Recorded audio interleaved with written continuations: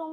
আমি জাতীয় কবি কাজী নজরুল ইসলাম স্মৃতি শিক্ষাবৃত্তি ২০২৪ ট্যালেন্ট ফুলে প্রথম স্থান দখল করেছি।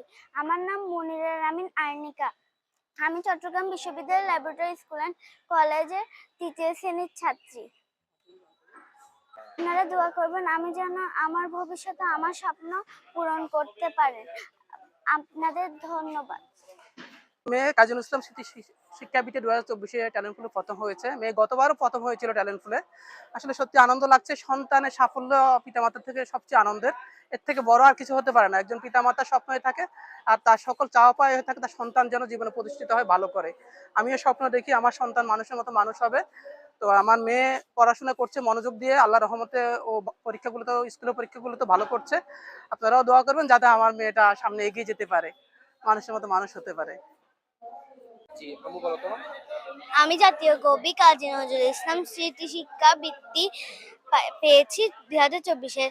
আমার জন্য দোয়া করবেন যেন আমার স্বপ্ন পূরণ করতে পারি। সকলকে অসংখ্য ধন্যবাদ।